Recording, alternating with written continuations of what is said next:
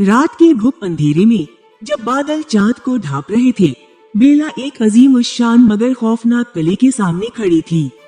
कुआं में एक अजीब सी खामोशी थी, जैसे ये किला जिंदा हो और उसे देख रहा हो। बेला ने हिम्मत करके दरवाजे को धकेला और वो एक गहरे चरचराहट के साथ खुल गया। अंदर की फिजा ठंडी और पूरा सरार थी। सुनहरी फानूस मध्यम रोशनी बखेर रहे थे और हर चीज जैसे वक्त में कैद थी। कौन हो तुम?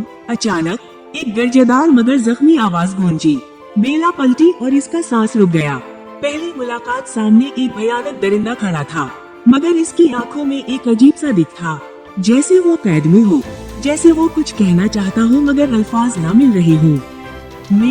मैं अपने वालिद को लेने आई हूँ, बराए करम इन्हें जाने दो, बेला ने इल्तिजा की। दरिंदे ने इसे गौर से देखा, फिर धीमी आवाज में बोला, अगर तुम यहाँ रुकने का वादा करो तो मैं इन्हें आजाद कर दूंगा।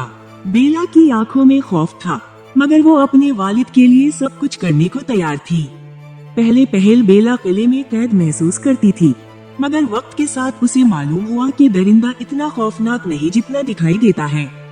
वो इसके लिए किताबें लाता, इसके साथ शाम की चाय पीता और धीरे धीरे इनके दरमियान एक खूबसूरत दोस्ती परवान चढ़ने लगी। एक रात जब किले में मौसीकी बज रही थी, बेला ने दरिंदे को गौर से देखा। क्या इसके चेहरे के पीछे कोई राज छुपा था? वो नहीं जानती थी कि ये दरिंदा दरअसल एक शहजादा था, जिस पर एक जालिम जादूगरनी ने जादू कर रखा था। बेला को एक दिन अपने बीमार वालिद की खबर मिली और उसका दिल बेचैन हो गया। दरिंदे ने दिल के साथ उसे जाने दिया, मगर उसके दिल में खौफ था कि वो कभी वापस नहीं आएगी। चली जाओ बेला, मगर क्या तुम लौट कर आओगी? दरिंदे ने उदास लहजे में कहा। बेला ने कुछ न कहा, मगर इसकी आंखें नम थीं। जब बेला गांव वापस पहुंची, तो गांव वालों ने दरिंदे के खिलाफ साजिश तैयार कर ली। वो मशले लेकर किले की तरफ बढ़ने लगे ताकि उसे मार डाले। बेला दौड़ते हुए किले पहुंची, मगर बहुत देर हो चुकी थी।